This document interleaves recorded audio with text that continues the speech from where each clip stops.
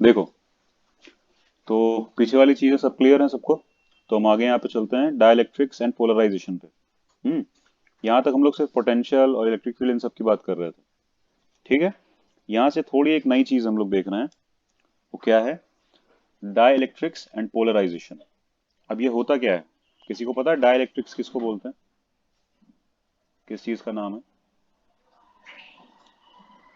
पता है किसी को तो बता सकता है।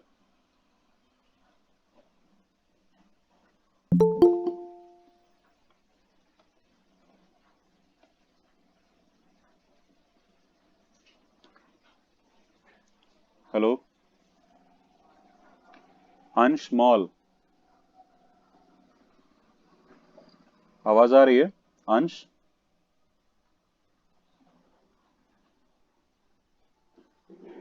हेलो। अंश नाम की आईडी से आयुष तुमने लॉगिन किया है?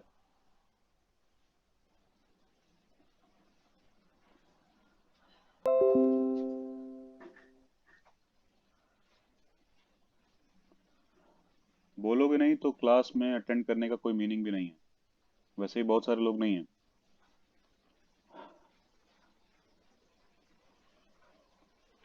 चलो देखते हैं। डायलैक्ट्रिक्स किसी को पता है? हम्म। क्या होता है डायलैक्ट्रिक्स? किसको बोलते हैं? नहीं पता है? इंसुलेटर्स को बोलते हैं। हम्म। इंसुलेटर्स को डाई इलेक्ट्रिक्स बोलते हैं। क्यों बोलते हैं? इंसुलेटर तो इसलिए बोलते हैं क्योंकि वो दो चीजों को सेपरेट करने का काम आता है, इंसुलेट करने के काम आता है। इंसुलेट करने का मीनिंग यही होता है कि दो चीजों को सेपरेट कर पाना। हम्म। समझ रहे हो? ठीक है। तो दो चीजों को सेपरेट कर पाना मतलब इंसुलेट करना, अलग अलग कर पाना। तो उस बेस पे उसका नाम इंसुलेटर होता है। ठीक। यानी कि कोई भी प्लास्टिक वुड ये सब चीजें। लेकिन डाई इलेक्ट्रिक किस बेस पे नाम पड़ा है, वो अभी आगे यहाँ पे हम लोग देखेंगे कि डाई इलेक्ट्रिक क्यों नाम है। दूसरी बात होगी पोलराइजेशन की। तो यहाँ पे क्या पोलराइज हो रहा होगा? पोलराइज होने का मतलब क्या होता है? पहले तो ये पता है? प्रियांशु बताओ। पोलराइज होने का मतलब?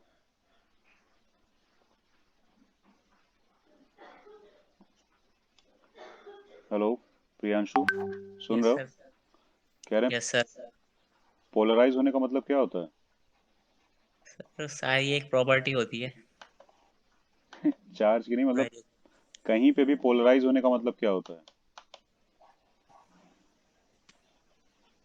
सर ये तो नहीं पता। अलग होना। हम्म। एक तरह से, लेकिन फिर भी अलग ना होना। दोनों बातें। जैसे कि दो पोल्स होते हैं, एक दूसरे से डिस्टेंस तो मेंटेन करते हैं, लेकिन इतना भी अलग नहीं हो जाते हैं कि चले ही जाएंगे कहीं दूर। बात आई समझ में? फिक्स डिस्टेंस मेंटेन करके रखते हैं। क्लियर? एक फिक्स डिस्टेंस होती है उसकी, मतलब ऐसा भी अलग नहीं होते हैं कि चले जाएं कहीं। ठीक। तो इसीलिए उसको बोलते हैं, मतलब इसी चीज को, यही जो फिनोमिनन है इसको बोलते हैं पोलराइज होना। और यहाँ पे चार्ज पोलराइज हो रहे होते हैं, यानी कि अलग अलग हो रहे होते हैं। हम्म। पोल्स बना रहे होते हैं। तो एक पोल पे पॉजिटिव और एक पोल पे नेगेटिव बोल सकते हैं, तो पोलराइज हो जाते हैं चार्ज। ठीक। यानी कि पहले साथ में था, एक एटम होता है तो उसमें बीच में न्यूक्लियस है और साइड में इलेक्ट्रॉन्स हैं, बहुत सारे इलेक्ट्रॉन्स ऑर्बिट में रिवॉल्व कर रहे हैं। लेकिन अगर पोलराइज हो गए तो न्यूक्लियस थोड़ा सा दूर हो जाएगा और इलेक्ट्रॉन थोड़ा सा दूर, यानी कि बीच में एक सेपरेशन आ जाएगा। तो ये सेपरेशन ही पोलराइजेशन बोला जाता है। ठीक है। और ये सेपरेशन फिक्स भी रहेगा, ये भी नहीं कि चार्ज अब इतना दूर चला जाएगा, मतलब उसका एक लिमिट है, एक लिमिट तक ही दूर जा सकता है। क्लियर? वैसे तो किसी भी चीज के अलग होने को पोलराइजेशन बोलते हैं। आया समझ में Priyanshu? Yes sir. Clear. Clear? Clear है ना?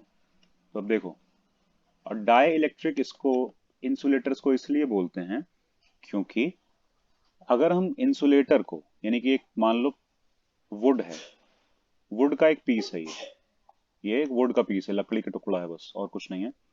इसको हम इलेक्ट्रिक फील्ड में रखें, हम्म किसी एक्सटर्नल इलेक्ट्रिक फील्ड में इसको हम रख रहे हैं। इलेक्ट्रिक फील्ड इस रीजन में है, इस एरिया में है, यहाँ पे हम इसको रख रहे हैं वुड को। तो अगर ये मेटल का होता, मतलब ये वुड ना होता, अगर ये मेटालिक ब्लॉक होता, ठीक है, तो कुछ अलग होता। अगर ये मेटल का होता या कंडक्टिंग किसी चीज का होता, कंडक्टर टाइप की किसी चीज का होता, तो कुछ अलग बिहेवियर होता इसका। हम्म वो क्या होता, देखो यहां देखना, ये फर्स्ट फिगर है कि हमने इलेक्ट्रिक फील्ड में कंडक्टर को रखा है। हमने इलेक्ट्रिक फील्ड में रखा है किसको, एक कंडक्टर को, ठीक है। इलेक्ट्रिक फील्ड का डायरेक्शन दिया हुआ है, देखो राइट वर्ड है, यानी कि पेज पे अगर हम बनाना चाहें तो लेफ्ट टू राइट। क्लियर हो गया। तो अगर इलेक्ट्रिक फील्ड राइट साइड है, तो कंडक्टर के जो फ्री इलेक्ट्रॉन्स होते हैं वो किस तरफ मूव करेंगे। इलेक्ट्रिक फील्ड अगर राइट है तो नेगेटिव चार्ज तो उसका ऑपोजिट मूव करता है ना, फोर्स इस तरफ लगता है। इसमें किसी कुछ डाउट है? नहीं? तो आगे चले। पॉजिटिव चार्ज किधर मूव करेगा, यानी कि न्यूक्लियस ऑफ द एटम, वो राइट, क्योंकि इलेक्ट्रिक फील्ड अपने डायरेक्शन में पॉजिटिव चार्ज पे फोर्स लगाती है, यानी कि इलेक्ट्रिक फील्ड राइट वर्ड है तो पॉजिटिव चार्ज भी राइट वर्ड मूव करेगा, और इलेक्ट्रिक फील्ड राइट वर्ड है तो negative charge left word move करेगा, उसका उल्टा। क्लियर। ये यहां पे अगर ऐसा हुआ तो काफी सारा चार्ज नेगेटिव वाला इस एंड पे आके सेपरेट हो जाएगा, और काफी सारा पॉजिटिव वाला चार्ज इस एंड पे जाके सेपरेट हो जाएगा कंडक्टर के। हम्म तो ये हुआ क्या, ये क्या हुआ, पोलराइजेशन नहीं हो गया क्या?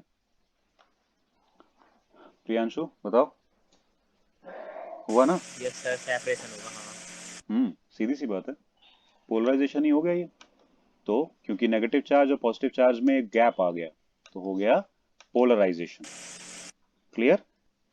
लेकिन कंडक्टर में कंप्लीट पोलराइजेशन हो जाता है। कंप्लीट का मतलब हम कहेंगे कि बहुत सारे फ्री, क्योंकि फ्री इलेक्ट्रॉन्स बहुत ज्यादा है ना, तो इसीलिए इतने इलेक्ट्रॉन्स सेपरेट हो जाते हैं अपने न्यूक्लियस से कि इस पॉजिटिव चार्ज और नेगेटिव चार्ज के बीच में फील्ड आने लगती है। क्योंकि देखो ये सबको पता है कि अगर हम एक पॉजिटिव चार्ज यहाँ रखें और एक नेगेटिव चार्ज यहाँ रखें तो पॉजिटिव टू नेगेटिव एक इलेक्ट्रिक फील्ड आएगी। कुछ डाउट है किसी को इसमें? ऐसे आएगी, ऐसे आएगी, लेकिन एक पॉजिटिव से नेगेटिव इलेक्ट्रिक फील्ड आने लगती है, क्योंकि नेगेटिव रिसीव करता है और पॉजिटिव एमिट करता है। तो यहाँ पे भी एक पॉजिटिव चार्ज अगर यहाँ सेपरेट हो गया और नेगेटिव यहाँ पे आ गया, तो positive to negative electric field नहीं आ जाएगी? किसी को डाउट है कुछ कि आ जाएगी? पॉजिटिव टू नेगेटिव एक इलेक्ट्रिक फील्ड आ जाएगी।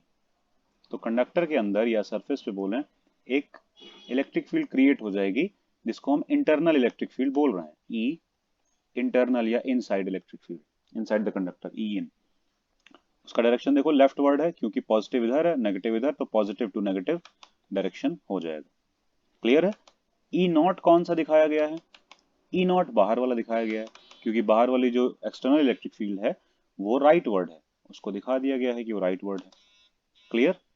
और कंडक्टर में क्या होता है, ये इक्वल आने लगती हैं, यानी कि जो ई इन क्रिएट हुई है ना, इसका जो मैग्नीट्यूड है वो इक्वल टू आने लगता है ई नॉट के मैग्नीट्यूड के।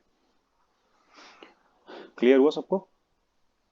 कंडक्टर में ऐसा बिहेवियर देखा गया है, और उसी वजह से कंडक्टर के अंदर एक नेट इलेक्ट्रिक फील्ड नहीं आ पाती है इनसाइड द कंडक्टर। कोई इलेक्ट्रिक फील्ड नहीं, क्योंकि ये इक्वल आने की वजह से क्या होता है, एक दूसरे को कैंसिल कर देती हैं। क्योंकि देखो अपोजिट तो साफ यहीं दिख रही हैं, क्योंकि ये राइट वर्ड है तो ये राइट वर्ड है, अपोजिट तो यहीं पे साफ साफ नजर आ रही हैं। लेकिन अ, अगर इक्वल हो जाती हैं तो फिर कैंसिल भी कर देंगी, एक दूसरे को कंप्लीटली कैंसिल कर देंगी, इक्वल अपोजिट हो जाएंगी तो इसीलिए ई नॉट और ई इन मिलके टोटल बनाते हैं जीरो इलेक्ट्रिक फील्ड। दिख रहा है सबको? जीरो है। उसका रीजन यही है क्योंकि ऑपोजिट भी हैं और इक्वल भी हैं कंडक्टर के केस में। आई बात समझ में? ध्यान रखना। तो कंडक्टर के केस में ये फील्ड, टोटल फील्ड अंदर इनसाइड द कंडक्टर जीरो होने लगती है। ठीक है। यही अगर सेम चीज हम इंसुलेटर में देखें, यानी कि कोई प्लास्टिक का टुकड़ा रख दें, कोई एक वुड रख दें, कुछ ऐसा इंसुलेटर रख दें, उसमें जो है होता तो काफी हद तक ऐसा ही कुछ है कि उसमें भी काफी सारे जो एटम्स हैं वो अपना नेगेटिव चार्ज इधर भेज देते हैं और पॉजिटिव चार्ज इधर भेज देते हैं, क्योंकि इलेक्ट्रिक फील्ड क्या करेगी, पॉजिटिव चार्ज को पुश करेगी, नेगेटिव को पुल पुल करके नेगेटिव यहाँ और पॉजिटिव यहाँ। लेकिन ये इतना ज्यादा सेपरेट नहीं होता है, ये पॉजिटिव चार्ज या नेगेटिव चार्ज इंसुलेटर में कम सेपरेट होता है, क्योंकि कंडक्टर में क्या था, बहुत ज्यादा सेपरेट हो पाया क्योंकि फ्री है ना, इंसुलेटर में उतना फ्री नहीं है, तो इसीलिए कम चार्ज सेपरेट होगा। अगर कम चार्ज सेपरेट हुआ तो इलेक्ट्रिक फील्ड भी भले आएगी तो पॉजिटिव टू नेगेटिव, यानी कि ये देखो आई है, लेकिन वो उतनी ई नॉट के बराबर नहीं आएगी। यानी कि इस केस में ई ई इन जो है उसका मैग्नीट्यूड ई नॉट के मैग्नीट्यूड के बराबर नहीं है, इक्वल नहीं है, बल्कि लेस है। इंटरनल इलेक्ट्रिक फील्ड या inside the insulator electric field वो थोड़ी सी कम आएगी, और इसी वजह से हम कह सकते हैं कि एक नेट इलेक्ट्रिक फील्ड आएगी यहाँ पे, क्योंकि सीधी सी बात है, एक वेक्टर इधर है इतना बड़ा, एक वेक्टर उसका ऑपोजिट है उससे थोड़ा छोटा, तो जब हम इन दोनों को ऐड करेंगे तो एक्चुअली ये ऑपोजिट है तो सब्ट्रैक्ट हो जाएंगे, सब्ट्रैक्ट हो जाएंगे तो कितना बड़ा वेक्टर बचेगा, इतना कट कर लो, इतना बड़ा वेक्टर बचेगा, यानी कि यहां से लेके यहां तक का। आया समझ में? यानी कि एक राइट वर्ड वेक्टर बचेगा जो इन दोनों का रिजल्टेंट वेक्टर होगा, total electric field inside the insulator. यानी कि इंसुलेटर के अंदर नेट इलेक्ट्रिक फील्ड आने लगती है, दोनों का एग्जिस्टेंस रह पाता है, एक दूसरे को कैंसिल नहीं कर पाती दोनों इलेक्ट्रिक फील्ड्स, और कंडक्टर में कैंसिल कर देती हैं। और यही दो दो इलेक्ट्रिक फील्ड अंदर आने की वजह से, और दोनों कैंसिल भी नहीं कर पाती हैं तो दोनों एग्जिस्ट करती हैं, दोनों का एग्जिस्टेंस की वजह से इंसुलेटर्स को डाई इलेक्ट्रिक्स बोलते हैं। अब आई बात समझ में सबको? Yes sir. क्लियर है ना सब?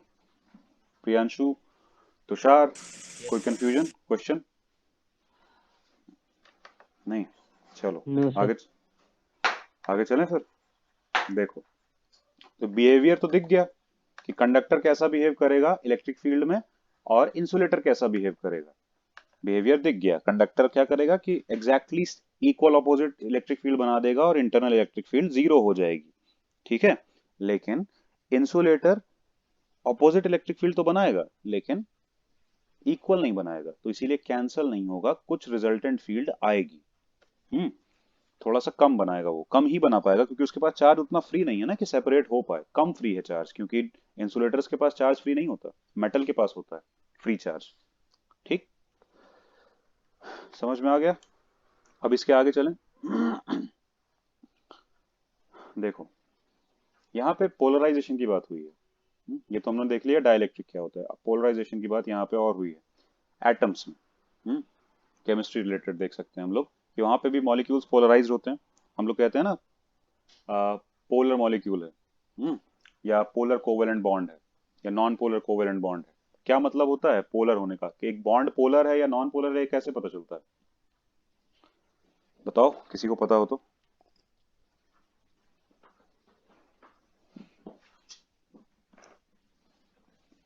एक बॉन्ड पोलर है या नॉन पोलर है कैसे पता चलता है? देखो, बॉन्ड बनता है शेयरिंग से या फिर ट्रांसफर से। तो जो ट्रांसफर से बॉन्ड बना है, यानी कि किसी ने अपना पूरा ही एक इलेक्ट्रॉन या कुछ चार्ज किसी को दे दिया है, कंप्लीटली दे दिया है, ट्रांसफर मतलब ट्रांसफर कर दिया है, अब ये इलेक्ट्रॉन इसके पास नहीं रहा, यहाँ पे आ गया, अब ये इसको यूज नहीं कर सकता, ऐसा वाला ट्रांसफर। ठीक है। तो उस केस में तो पोलराइजेशन की बात ही नहीं आती है। ठीक, क्योंकि ट्रांसफर कर चुका है, अब चाहे वो सीएल कहीं भी ले जाए कोई दिक्कत नहीं है। ठीक है। लेकिन अगर ऐसा नहीं है तो, यानी कि ट्रांसफर वाला नहीं है, मतलब आयनिक बॉन्ड नहीं बना रहा है, क्योंकि आयनिक बॉन्ड बनता है ट्रांसफर ऑफ चार्ज से, या ट्रांसफर ऑफ इलेक्ट्रॉन से। लेकिन अगर हम इसको छोड़ दें, आयनिक नहीं, कोवेलेंट बॉन्ड की बात करें, तो कोवेलेंट बॉन्ड बनता है शेयरिंग ऑफ इलेक्ट्रॉन से। यानी कि किन्हीं भी दो को बनाना है, जैसे एक हाइड्रोजन है दूसरा भी हाइड्रोजन है, इन दोनों को आपस में बॉन्ड बनाना है, तो कोवेलेंट बॉन्ड बनाएंगे, क्योंकि एक इलेक्ट्रॉन ये देगा इस बॉन्ड को बनाने के लिए, ये वाला हाइड्रोजन, और एक इलेक्ट्रॉन ये वाला हाइड्रोजन अपना देगा, और दो इलेक्ट्रॉन आने का यहां मतलब ही है एक बॉन्ड का फॉर्मेशन होना। इसको हम बोलेंगे शेयर्ड पेयर ऑफ इलेक्ट्रॉन्स। यानी कि ये कैसा इलेक्ट्रॉन है, शेयर्ड पेयर, क्योंकि ये शेयरिंग वाले इलेक्ट्रॉन है, इसीलिए शेयर्ड पेयर ऑफ इलेक्ट्रॉन्स हैं ये। ठीक है, तो इनकी वजह से बॉन्ड फॉर्मेशन हो पाता है कोवेलेंट बॉन्ड में। एक एक इलेक्ट्रॉन दोनों देंगे, अगर दो दोनों ने दिए होते तो डबल बॉन्ड फॉर्म हो जाता, यानी कि एक और अगर हाइड्रोजन दे दे, एक और ये हाइड्रोजन दे दे, वैसे इनके पास नहीं होता, कोई और एटम ले लें तो एक और बॉन्ड बन जाएगा।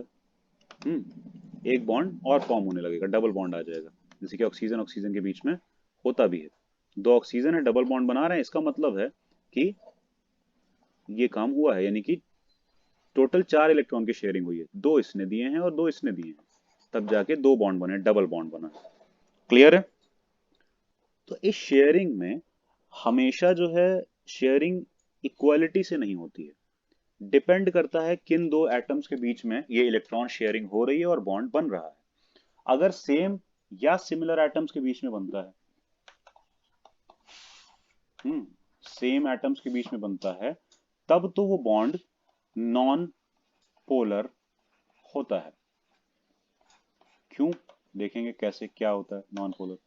जैसे ऑक्सीजन है और एक और ऑक्सीजन है, तो ऑक्सीजन के आउटर मोस्ट में कितने हैं पता है सबको, 8 होते हैं टोटल, आउटर मोस्ट में 2,6, तो आउटर मोस्ट में कितने हो गए 6 इलेक्ट्रॉन्स। 6 दिखा दो ऐसे करके, पास बना देते हैं थोड़ा, एक इधर, ऐसे 6 दिखा दिए।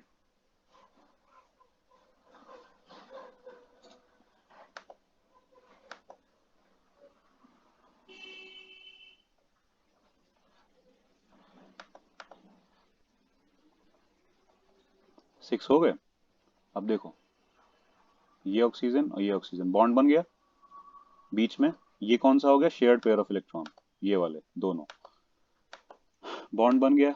लेकिन इसमें क्या है, दोनों जो ऑक्सीजन है वो मतलब सेम एटम है, सेम टाइप के एटम है, तो वो क्या करेंगे, दोनों का फोर्स ऑफ अट्रैक्शन सेम होगा इलेक्ट्रॉन की तरफ। तो जो शेयर्ड पेयर ऑफ इलेक्ट्रॉन बीच में है वो किसी एक की तरफ शिफ्टेड नहीं होगा, बीच में रहेगा, क्योंकि दोनों बराबर फोर्स वाले लोग हैं। लेकिन अगर ऐसा कुछ करें कि हाइड्रोजन का ऑक्सीजन से बॉन्ड, तो इसमें होना तो जनरली ये चाहिए था, लेकिन ये नहीं होता है। क्या होता है पता है, होता कुछ ऐसा है, यानी कि जो शेयर्ड पेयर ऑफ इलेक्ट्रॉन है वो शिफ्टेड होता है हैवियर एटम की तरफ। ज्यादा इलेक्ट्रोनेगेटिव एटम बोल सकते हो, हैवियर एटम बोल सकते हो, स्ट्रॉन्गर एटम बोल सकते हो, जो ज्यादा मतलब हैवी है या स्ट्रांग है। ठीक, स्ट्रांग कैसे तय हो रहा है, न्यूक्लियस के पास चार्ज ज्यादा है तो अट्रैक्शन फोर्स ज्यादा लगाएगा, सीधी सी बात है। तो इसीलिए ये अपनी तरफ शिफ्टेड रखेगा, और इसी बॉन्ड में अगर एक तरफ इलेक्ट्रॉन थोड़ा सा शिफ्ट हो गए हैं, तो हम ये नहीं कह सकते हैं कि पॉजिटिव चार्ज थोड़ा इस तरफ शिफ्ट हो गया, तो इसीलिए हाइड्रोजन के पास स्लाइट पॉजिटिव और ऑक्सीजन के पास स्लाइट नेगेटिव चार्ज आने लगता है। और यही चीज होती है पोलैरिटी, और इसीलिए हम इस बॉन्ड को बोलेंगे पोलर बॉन्ड। पोलर बॉन्ड, क्योंकि पोलैरिटी आ गई है ना, ये बॉन्ड में जो शेयर्ड पेयर इलेक्ट्रॉन है वो एक तरफ शिफ्टेड है, इसका मतलब पोलैरिटी आ गई है, तो इसीलिए ये बॉन्ड पोलर हो गया, और ये कंपाउंड भी जो बनेगा वो पोलर कंपाउंड बनेगा। ठीक, और अगर बीच में है तो नॉन पोलर, और ये चीज सिर्फ शेयरिंग टाइम ही होती है, मतलब कोवेलेंट में ही पोलर नॉन पोलर कॉन्सेप्ट होता है, आयनिक वगैरह में तो होता ही नहीं है। ठीक है, तो यहाँ हाइड्रोजन हाइड्रोजन में बॉन्डिंग हुई है तो शेयर्ड पेयर ऑफ इलेक्ट्रॉन बीच में होंगे। यहाँ पे क्लोरीन और हाइड्रोजन में बॉन्डिंग हुई है तो हाइड्रोजन काफी छोटा है, काफी कम स्ट्रांग है, क्लोरीन काफी बड़ा है, उसका एटॉमिक नंबर 17 होता है, बहुत सारे उसके पास न्यूक्लियस में पॉजिटिव चार्ज है, इसीलिए जो इलेक्ट्रॉन पेयर है वो शिफ्टेड होगा क्लोरीन की तरफ, और यही चीज पोलैरिटी क्रिएट करती है। हम कह सकते हैं ये बॉन्ड पोलर हो गया, इस पे स्लाइट पॉजिटिव चार्ज आ गया और इस पे स्लाइट नेगेटिव चार्ज आ गया। और अगर पोलैरिटी क्रिएट हुई है, बॉन्ड या मॉलिक्यूल पोलर हो गया है, जैसे HCl पोलर मॉलिक्यूल होता है,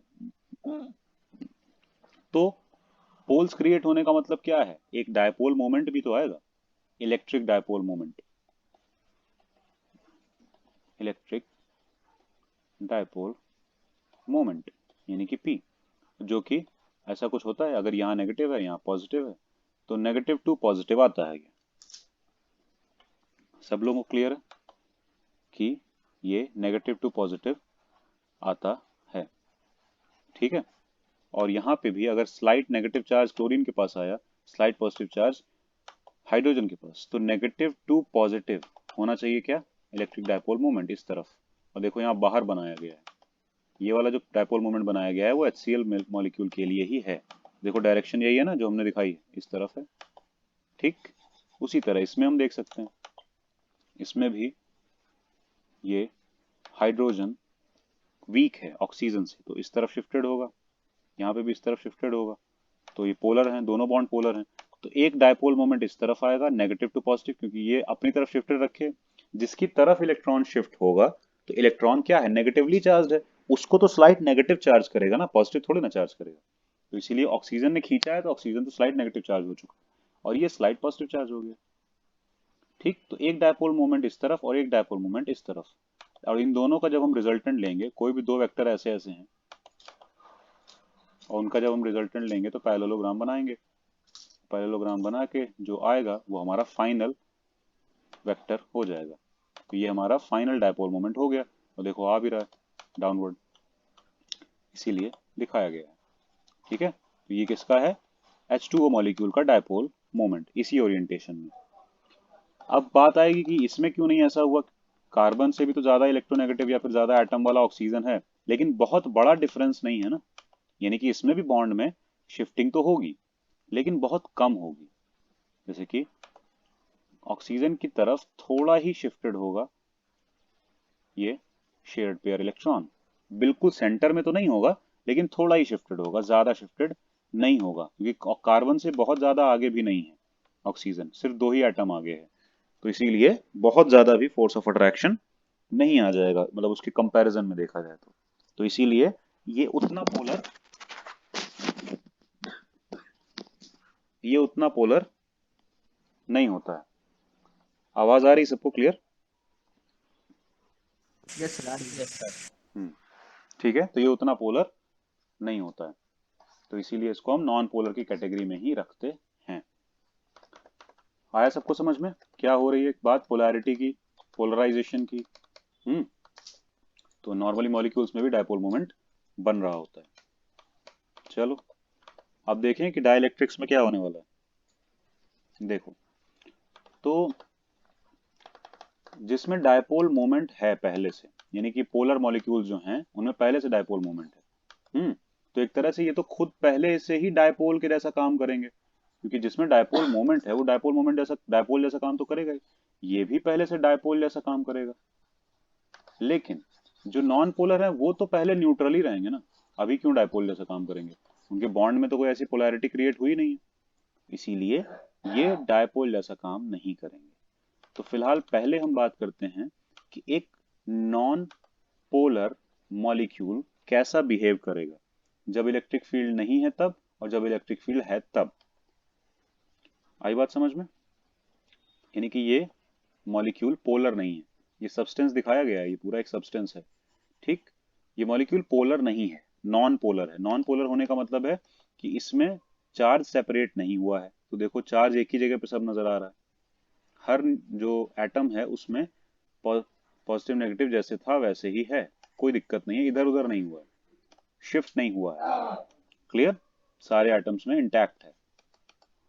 लेकिन जब इलेक्ट्रिक फील्ड लाई गई, ये तब था जब इलेक्ट्रिक फील्ड नहीं है, यानी कि ये ऐसे ही कहीं रखा हुआ है, ये पूरा जो ब्लॉक है या जो भी है, और ये तब है जब इलेक्ट्रिक फील्ड थोड़ी सी आ गई है, यानी कि अब जीरो नहीं है इलेक्ट्रिक फील्ड, तो इस रीजन में इलेक्ट्रिक फील्ड है, ठीक है।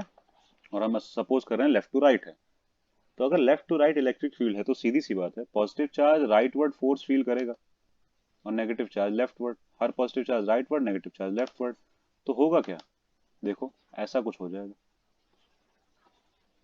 सब एटम्स में क्या हुआ कि न्यूक्लियस थोड़ा राइट शिफ्ट हो गया और इलेक्ट्रॉन क्लाउड या इलेक्ट्रॉन्स थोड़ा लेफ्ट शिफ्ट हो गए।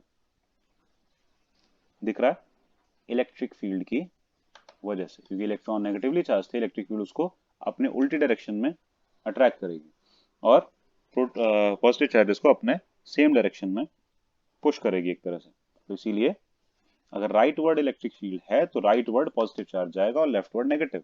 तो पूरा चला तो जाएगा नहीं, ऐसा कुछ हो जाएगा, टूटेगा नहीं अभी, लेकिन कुछ ऐसा हो जाएगा। ये फिलहाल हम लोग मेटल की बात बिल्कुल नहीं कर रहे हैं, नॉन मेटल्स में सबकी बात कर रहे हैं, ठीक है। या फिर बोलो कि डाइलेक्ट्रिक्स की बात कर रहे हैं या फिर इंसुलेटर्स की बात कर रहे हैं, ये सब एग्जाम्पल उसी के हैं। मेटल का कोई एग्जाम्पल नहीं है इनमें से। क्लियर? आया सबको समझ में? Yes sir. चलो तो देखते हैं।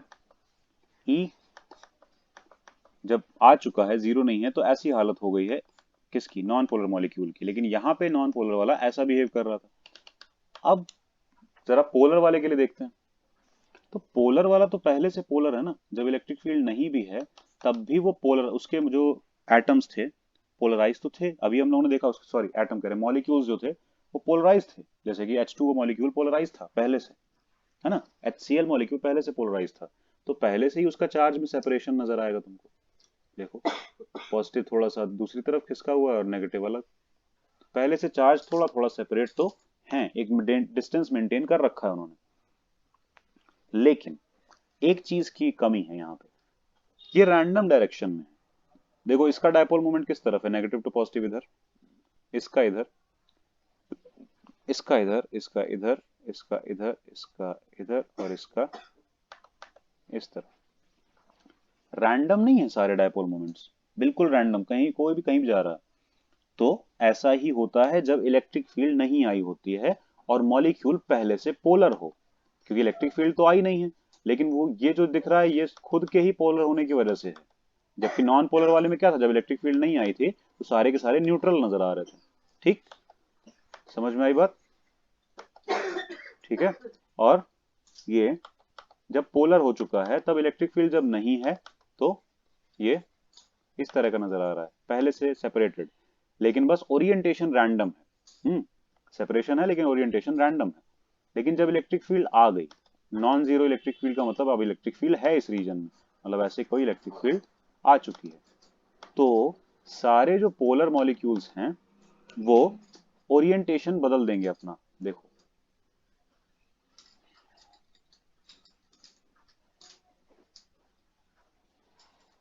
गौर करो इन सारे एरोज पे, एग्जैक्टली राइट भले ना जा रहे हो, थोड़ा सा नीचे थोड़ा सा ऊपर, लेकिन सब राइट ही जा रहे हैं, कोई लेफ्ट इधर या इधर नहीं जा रहा है।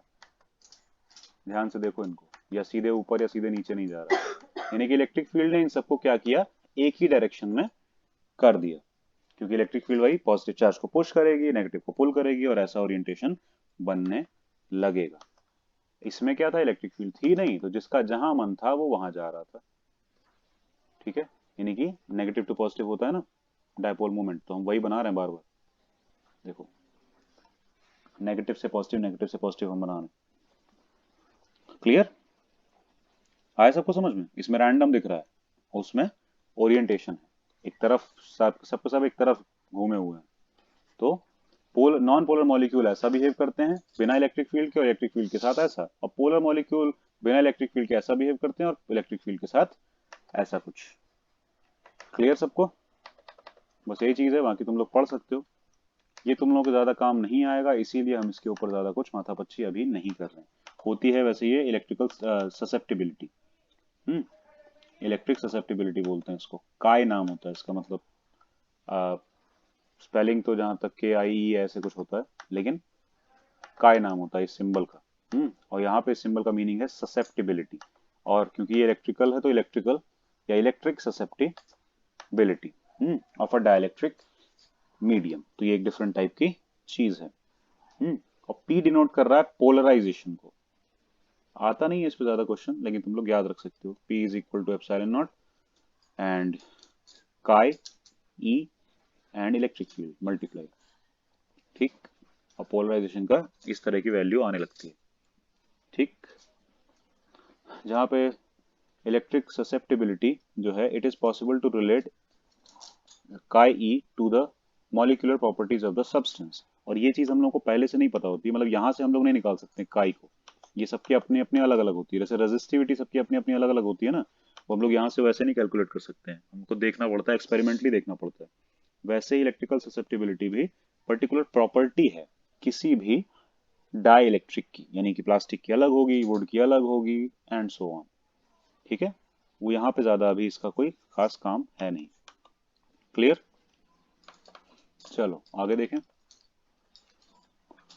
अब ये अगर हम ऐसा ले लेते हैं, हम्म, तो साफ दिख रहा है क्या कि एक हमने ब्लॉक लिया है, यानी कि एक डाई इलेक्ट्रिक ब्लॉक लिया है, यानी कि एक टुकड़ा, एक तरह से क्यूब मान लो, क्यूबिकल या क्यूबॉइडल ब्लॉक है, जो कि डाइलेक्ट्रिक है, यानी कि प्लास्टिक का हो सकता है, वुड का हो सकता है, और किसी भी तरह का डाइलेक्ट्रिक मीडियम का हो सकता है, पेपर का भी बना हो सकता है। तो उसमें अगर हम इस तरफ इलेक्ट्रिक फील्ड लेके आए, तो सारे मॉलिक्यूल किधर ओरिएंट हो जाएंगे, इस तरीके से, negative positive negative positive negative positive, ऐसे ही, क्योंकि क्या है, पॉजिटिव चार्ज राइट सेपरेट होना चाहेगा और negative left, positive right negative left, और सब में यही सेम काम है।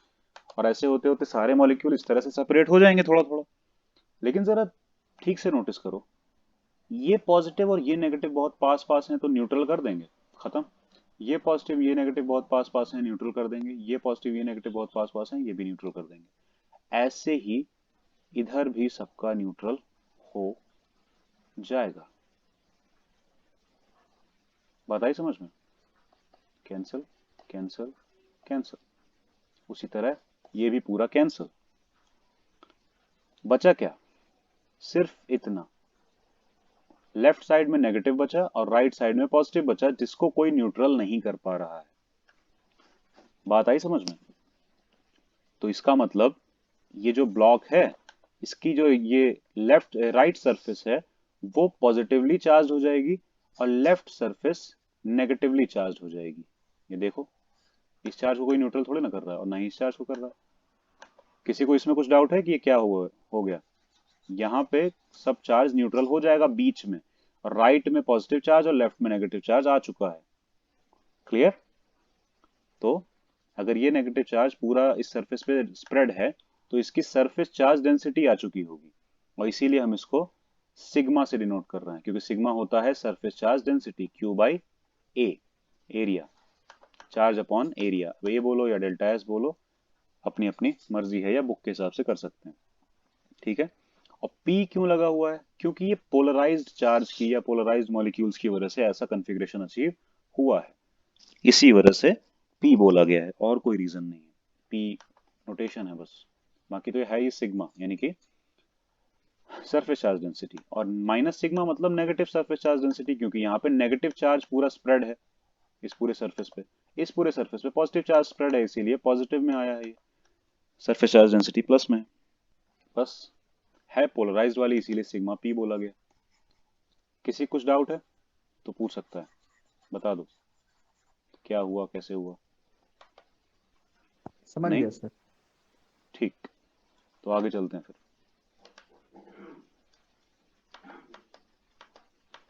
अब देखते हैं कैपेसिटर्स क्या है। कैपेसिटर्स क्या है, कोई बताना चाहेगा? हर्ष, प्रियांशु, तुषार, कोई बताना चाहेगा कि कैपेसिटर्स क्या होते हैं?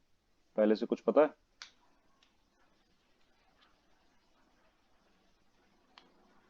कोई नहीं? चलो देखो, नाम से क्या पता चल रहा है?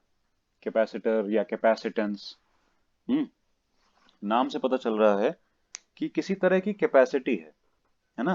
कैपेसिटी का मतलब क्या होता है, हिंदी में बोले तो क्षमता, एक तरह की क्षमता किसी चीज की।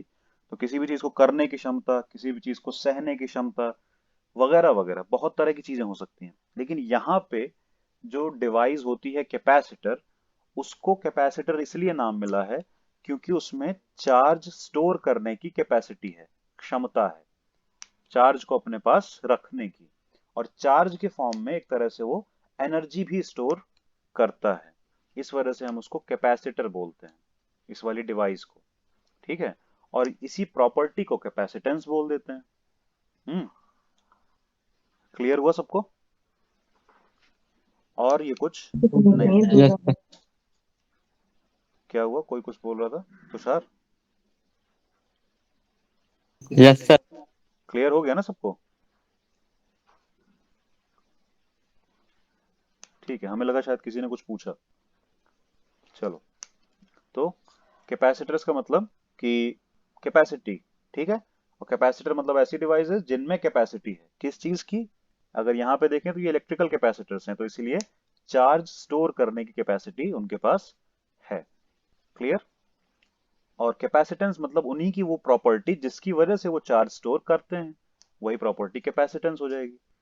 ठीक है, अब ऐसी प्रॉपर्टी होती किस बेसिस पे है? कैसे चार्ज स्टोर होगा एक जगह पे? चार्ज चल सकता है, फ्री होता है, चलता तो है, स्टोर कैसे होता है चार्ज? ये एक सवाल है। स्टोर कैसे कर लेते हैं बीच में चार्ज, ऐसे रह कैसे जाता है, कहीं जाता कैसे नहीं है, रुका कैसे रहता है?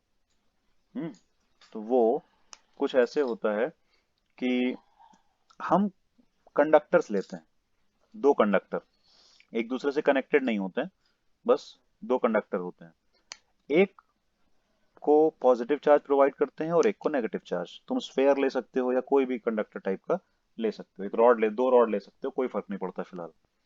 तो अगर दोनों को हमने अलग अलग चार्ज दे दिया, एक को पॉजिटिव और एक को नेगेटिव, इक्वल दे दें तो और अच्छा है। इक्वल पॉजिटिव नेगेटिव चार्ज, यानी कि अगर एक को 10 कूलम पॉजिटिव में दिया तो एक को 10 कूलम नेगेटिव में दे देते हैं, -10 कूलम चार्ज। ठीक है, तो इक्वल ऑपोजिट चार्ज दोनों को हमने अलग अलग प्रोवाइड करवा दिया।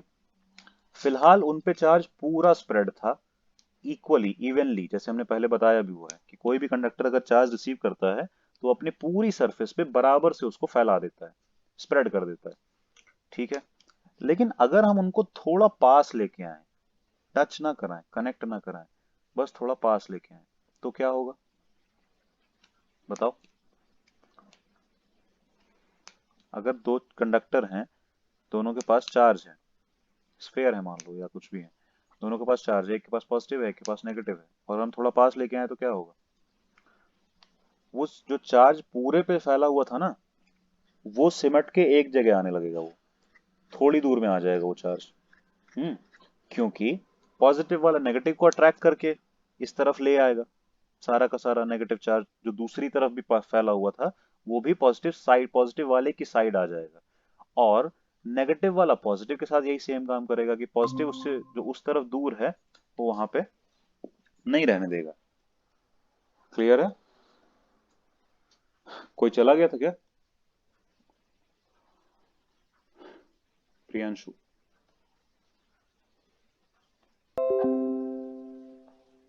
तुषार, क्या हुआ? कुछ नहीं सर। प्रियांशु क्यों चला गया? अब आ गया। प्रियांशु क्या कर रहे हो?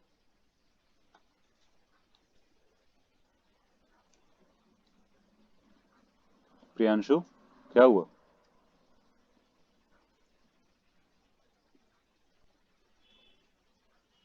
अरे, इसके सिस्टम में कुछ प्रॉब्लम है क्या? देखते हैं, हमें लग रहा है इसको आवाज आवाज कुछ दिक्कत आ रही है, फिर जो भी है।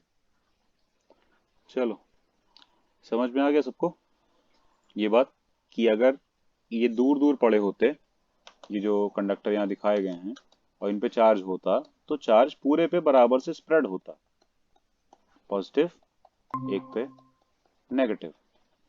ठीक है, लेकिन अगर इनको थोड़ा पास लाया जाए तो सब जो चार्ज है जो दूर रहेगा वो इधर पास पास साइड आ जाएगा, क्योंकि जो अट्रैक्शन होगा ना पॉजिटिव नेगेटिव में, तो यहाँ वाला चार्ज भी उठ के यहाँ, यहाँ वाला चार्ज भी उठ के यहाँ, यहाँ वाला चार्ज भी उठ के यहाँ, ऐसा होने लगेगा। यहाँ से भी नेगेटिव नेगेटिव इधर फैला था पहले, वो सब उठ के यहाँ पहुंच जाएगा इस तरफ। ठीक है, ये इधर जमा हो जाएगा और ये इधर जमा हो जाएगा। प्रियांशु, आवाज आ रही है?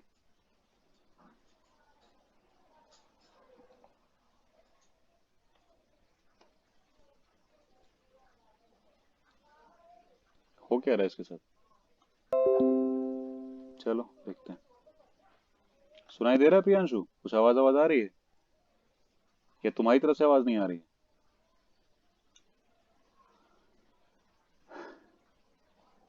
चलो देखते हैं। तो अगर ऐसे दो कंडक्टर्स लें तो ये पास पास इस तरह चार्ज ले आएंगे। और यहाँ बीच में कुछ तो होगा ना, मतलब कि अगर हम लोग ये घर में एक्सपेरिमेंट इस तरह का कर रहे हैं तो यहाँ क्या होगा? खाली जगह पे एयर होगी, सबको पता है। तो एयर भी एक डाई इलेक्ट्रिक जैसा काम करती है। एयर भी एक डाई इलेक्ट्रिक जैसा काम करती है। उसमें भी चार्ज स्टोर हो सकता है। ठीक है, तो अगर यहाँ एयर है और ये पॉजिटिव से नेगेटिव इलेक्ट्रिक फील्ड बनने लगेगी जो कि एयर को क्रॉस करते हुए जा रही होगी। तो जैसे अभी हम लोगों ने उस ब्लॉक में देखा था कि अगर एक इलेक्ट्रिक फील्ड है तो अंदर की तरफ क्या होगा कि ये वाली इलेक्ट्रिक फील्ड तो आएगी ही जो बाहर है, और एक इनर इलेक्ट्रिक फील्ड आने लगेगी जो कि इससे थोड़ी कम होगी। इंसुलेटर की बात कर रहे हैं, एयर भी एक इंसुलेटर के जैसा ही है। ठीक है, तो इससे रिजल्टेंट इलेक्ट्रिक फील्ड आ जाएगी। क्लियर? यही चीज यहाँ पे एयर में होगा। ठीक, और जिससे इस पूरे सिस्टम का एक कैपेसिटी हो जाएगी। ठीक है, बीच में एयर के फॉर्म में या एयर के साथ चार्ज को स्टोर किए रहने की इसकी एक कैपेसिटी हो जाएगी। और ये डिपेंड किन चीजों पे करेगा? ये डिपेंड करेगा कि हमने चार्ज कितना प्रोवाइड करवाया। और किसको बोलेंगे कैपेसिटेंस? यहाँ पे हम कैपेसिटेंस किसको बोलेंगे? हमने ये तो बता दिया कैपेसिटर क्या होता है, लेकिन अगर हम कहें कि कैपेसिटेंस किसको बोलेंगे, यानी कि वो सी का फॉर्मूला और वो सब चीजें बातें आती हैं, कैसे आएगा, कहाँ से आएगा? हम्म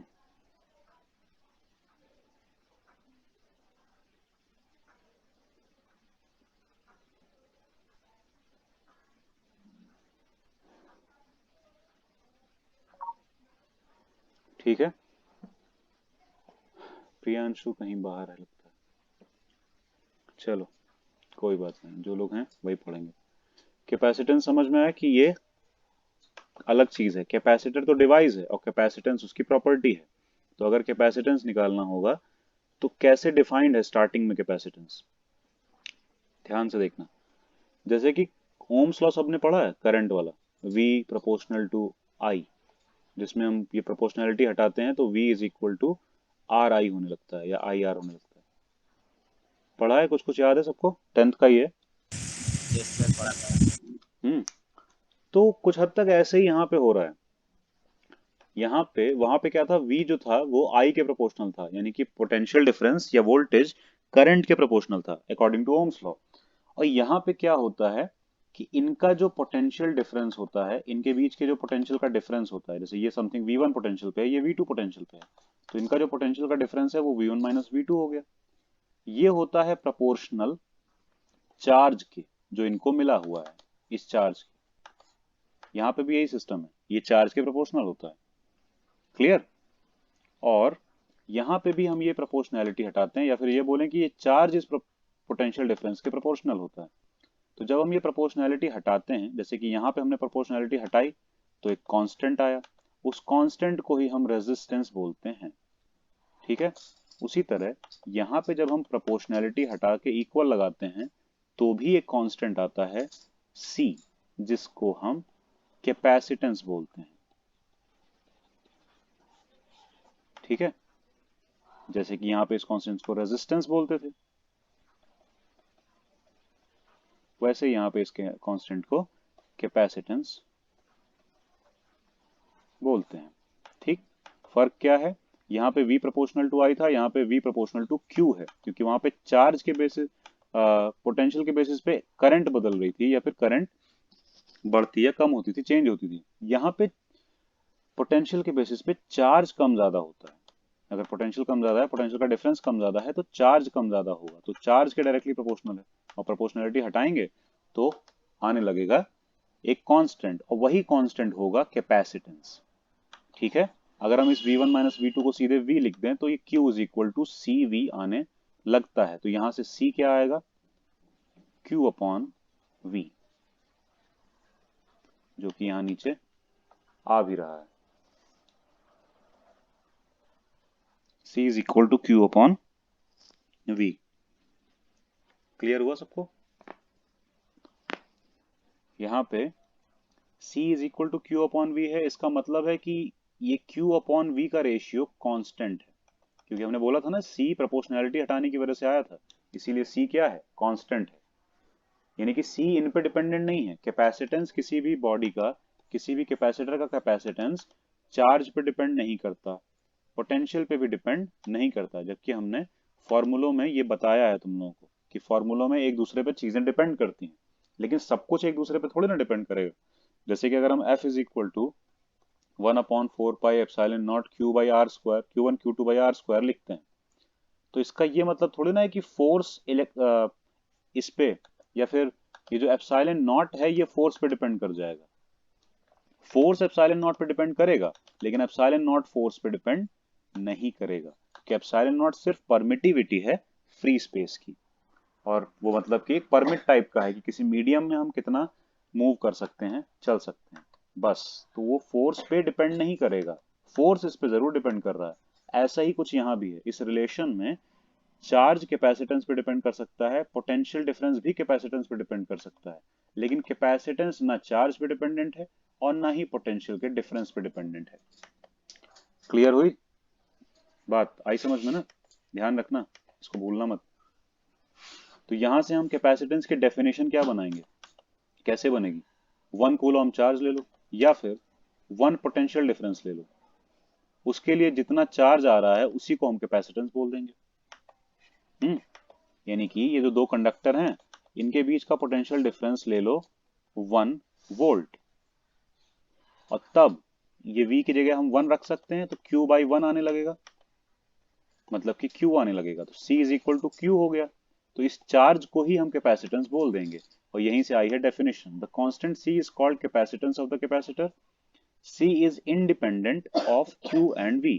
जो हमने बोला कि C Q और V पे डिपेंड नहीं कर रहा है, इंडिपेंडेंट है दोनों से। यानी कि Q की वैल्यू बदल दोगे तो C नहीं बदलने वाला, V की वैल्यू बदल दोगे तो भी C नहीं बदलने वाला। C अपनी एक प्रॉपर्टी है उसकी। As stated above, the capacitance C depends only on the क्या? Geometrical configuration of the system of two conductors. यानी कि तुमने वो कंडक्टर कैसे लिए हैं इस पे डिपेंड करेगा उस सिस्टम का कैपेसिटेंस, ना कि इस पे कि तुमने पोटेंशियल डिफरेंस क्या रखा है, और ना ही इस पे कि तुमने चार्ज क्या दिया है। इस पे डिपेंड करेगा कि तुमने कंडक्टर कैसे लिए हैं, कौन से मटेरियल के लिए हैं, शेप साइज क्या है, तुमने फ्लैट प्लेट जैसे कंडक्टर लिए हैं या रॉड जैसे कंडक्टर लिए हैं, सब कुछ इन सब चीजों पे, यानी कि दिख रहा है ना, शेप पे, साइज पे, सेपरेशन पे। तुमने उन कंडक्टर को बहुत पास पास रखा है, मतलब बहुत ही पास पास रखा है, या बहुत ही दूर रख दिया है दोनों कंडक्टर्स को, तो डिपेंड करेगा उन सब पे, सेपरेशन पे भी, ठीक है, हर चीज पे। क्या? कैपेसिटेंस। तो कैपेसिटेंस किस पे डिपेंड कर रहा है? Shape of conductor, size of conductor and separation between two conductors. और हाँ, एक और चीज पे डिपेंड करता है, dielectric medium between the conductors. As we shall see later, it also depends on the nature of the insulator, मतलब कि डाइलेक्ट्रिक, बीच में मीडियम क्या था, जैसे अभी हमने बोला ना, एयर ही डाइलेक्ट्रिक का काम कर रही थी।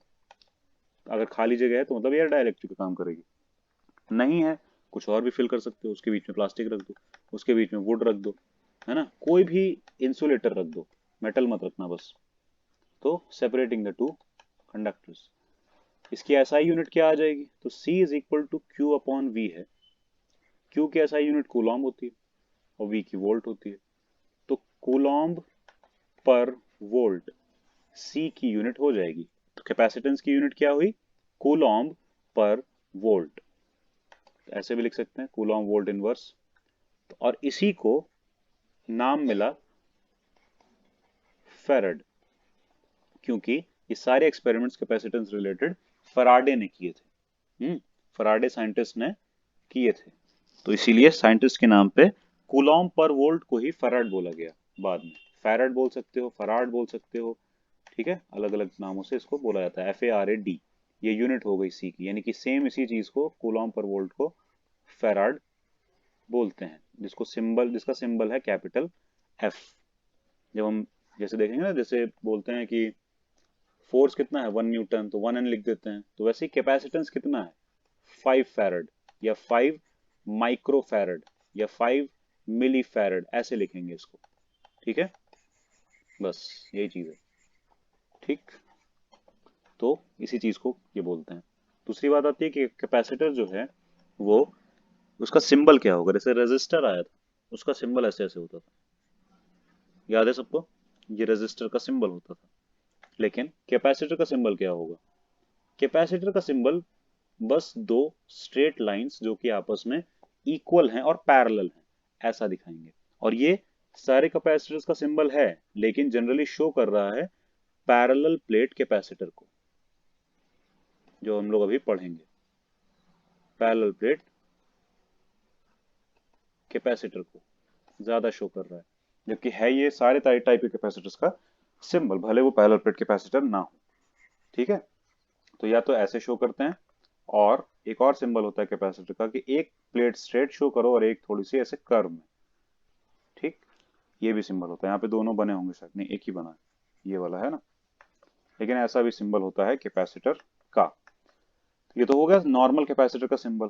लेकिन अगर कैपेसिटर चेंज कर सकते हो बीच में हम, यानी कि वेरिएबल कैपेसिटर, जैसे कि वेरिएबल रेजिस्टर होता है, तो ये रेजिस्टर अगर फिक्स है तो ये सिंबल भी सही है। लेकिन अगर ये रेजिस्टर चेंज कर सकते हैं हम, यानी कि वैरी करवा सकते हैं, तो वो हो जाएगा वेरिएबल रेजिस्टर। तब इसके सिंबल में एक एरो आएगा जो इसको कट करेगा इस तरीके से। उसी तरह से अगर हम कैपेसिटर को वेरिएबल दिखाना चाह रहे हैं, तो एक ऐसे एरो कट करेगा उसको, जैसे कि इसमें नजर आ रहा है। इससे मतलब होता है कि वेरिएबल कैपेसिटेंस, किसी भी चीज को वेरिएबल दिखाना है तो एक एरो ऐसे करके कट करता हुआ दिखना चाहिए, तो वो शो करता है वेरिएबल को, यानी कि चेंज कर रहा है वो। ठीक है, समझ में आया सबको? यही चीज है, बस यही सब बातें हैं। यहाँ से थोड़ा और है, तुम लोग पढ़ सकते हो। अब इसके बाद बात आती है पैरेलल प्लेट कैपेसिटर की। क्योंकि हमने बोला, हेलो। हेलो, तो मुझे एक चीज़ पूछनी थी, ये कैपेसिटर में हम चार्ज को स्टोर आवाज, कर लेते हैं। एक मिनट प्रियांशु, आवाज तुम्हारी बहुत ही ज्यादा डिस्टॉर्टेड, खराब सी आ रही। हेलो।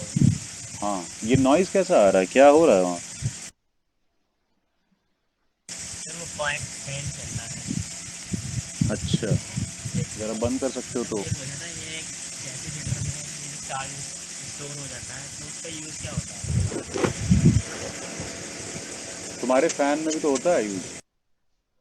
फैन में कैपेसिटर अगर चार्ज है तो उसका यूज हो रहा है, क्योंकि टेम्पररली अगर हमें कहीं पे चाहिए कुछ पावर थोड़ी सी, तो वो दे देता है। दूसरी बात, ये तुम्हें पता चलेगा ऑल्टरनेटिंग करंट वगैरह में, आगे के जो चैप्टर्स हैं तब समझ में आएगा कि कैपेसिटर चार्ज होकर करेगा क्या। क्योंकि इनके दो तरह के काम होते हैं, कैपेसिटर और इंडक्टर, दो तरह के कंपोनेंट्स हैं जो कि करंट को स्लो या फास्ट कर सकते हैं। मतलब स्लो फास्ट क्या, एक तरह से लेट करवा सकते हैं, लैग करवा सकते हैं, या फिर जल्दी लेके आ सकते हैं। ये दो काम होते हैं, और उसका भी अपना एक इम्पोर्टेंस है। ऑल्टरनेटिंग करंट में ज्यादा इंपॉर्टेंस है, यहाँ पे कम है। डीसी सर्किट में बहुत कम इंपॉर्टेंस है इसका। ठीक है, जब डायरेक्ट करंट चल रही होती है। लेकिन ऑल्टरनेटिंग करंट में करंट जब पलट रही होती है, तो उस टाइम पे कैपेसिटर काफी एक अलग अलग तरह से अलग अलग जगह पे रोल प्ले करता है। कोई एक पर्टिकुलर यूज नहीं है इसका, बहुत जगह बहुत तरह का यूज है। ठीक है, कॉम्बिनेशन में जैसा हम यूज करते हैं उस तरह से फर्क पड़ता है। जैसे कि फैन में कंडेंसर यूज होता है, वो कंडेंसर भी कैपेसिटर है। उसका यहाँ पे यूज क्या है, इंडक्शन मोटर होता है फैन। ठीक है, सुन रहे हो ना प्रियांशु? सर सुनिए। हाँ, फैन जो है इंडक्शन मोटर होता है। ठीक, अब ये इंडक्शन मोटर क्या है, कई टाइप की होती हैं, 3 फेज भी होते हैं, सिंगल फेज भी होते हैं। तो ये फैन जो हम लोग का है वो सिंगल फेज इंडक्शन मोटर होता है, एक फेज पे चलता है। लेकिन इसकी एक प्रॉब्लम होती है, 3 फेज इंडक्शन मोटर की प्रॉब्लम नहीं होती है। उसमें क्या है, मोटर स्टार्ट हो सकती है, टॉर्क मिल जाता है उसको स्टार्टिंग वाला। लेकिन सिंगल फेज इंडक्शन मोटर में एक प्रॉब्लम आती है, अब हम पूरा डिटेल में लंबा नहीं बता सकते, लेकिन इतना समझो उसमें एक प्रॉब्लम आती है कि वो स्टार्ट नहीं हो पाता है। चला दो फिर आगे चलने लगेगा वो, लेकिन स्टार्टिंग टॉर्क उसमें प्रोड्यूस नहीं होता है। उसके लिए हम वहां पे एक कैपेसिटर सर्किट में कभी सीरीज में और कभी पैरेलल में यूज करते हैं डिफरेंट तरह के मेथड्स में। हम्म और वहां पे ये कैपेसिटर क्या करता है, करंट को थोड़ा पहले ले आता है, उसकी वजह से एक स्टार्टिंग टॉर्क मिलने लगता है वहां पे। तो इसीलिए फैन स्टार्ट हो पाता है। तुम कंडेंसर हटा के देख लो, फैन नहीं चलेगा तुम्हारा। यानी कि थोड़ा कुछ होगा, लेकिन स्टार्टिंग टॉर्क नहीं मिल पाएगा उसको, स्टार्ट उस तरीके से नहीं हो पाएगा, कुछ अलग ही सी चीजें हो जाएंगी। तो ये सब चीजें बहुत सारी जगह अलग अलग तरह का यूज होता है, और ये तो हमने एक यूज दिखाया बताया खाली। क्लियर है? क्लियर। हम्म अब चलें यहाँ पे। तुम तो कह रहे थे कि तुम अभी नहीं कर पाओगे, मैसेज आया था। सर किसका? अच्छा, दिव्यांशु का आया है, हमें लगा तुम्हारा आया था। ठीक है, चलो प्रियांशु दिव्यांशु कुछ नाम के 3 लेटर्स में ही फर्क है शुरुआत में। चलो, पैरेलल प्लेट कैपेसिटर देखें आप। अभी ये बात तो हो ही गई कि दो कंडक्टर होने चाहिए, उनके बीच में स्पेस होना चाहिए थोड़ा सा, मतलब बहुत दूर भी नहीं होना चाहिए, थोड़ा स्पेस होना चाहिए। दोनों कंडक्टर ऑपोजिटली चार्ज होने चाहिए, एक पॉजिटिव एक नेगेटिव। ये सब बातें तो हो गई। तो अच्छा सा कैपेसिटर बनाने के लिए पैरेलल प्लेट कैपेसिटर बनता है। ये तो रैंडम, मतलब ऐसे पत्थर के टुकड़े जैसा कंडक्टर उठा के करेंगे तो फिर उतना अच्छा नहीं बनेगा। कैपेसिटी तो उसके अंदर भी होगी, लेकिन उतना अच्छा नहीं बनेगा। अगर अच्छे से करना है ना, प्रॉपर वे में, यानी कि इलेक्ट्रिक फील्ड भी बिल्कुल लाइन सीधी सीधी जाए, ऐसे रैंडम ना जाए, सारी चीजें अच्छे से हों, तो पैरेलल प्लेट कैपेसिटर यूज होता है इस काम के लिए। समझ में आ रही बात? कि यानी कि कैपेसिटर में जो दो कंडक्टर यूज करने हैं, वो हम मेटालिक प्लेट यूज करते हैं, वो भी आपस में पैरेलल, ऐसा कुछ। ये साइड से दिखाया गया है, ऊपर से मतलब ऐसे देखोगे तो कुछ इस तरह का नजर आएगा तुमको,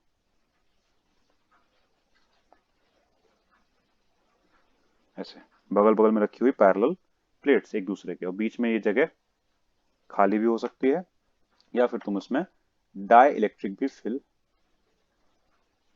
कर सकते हो।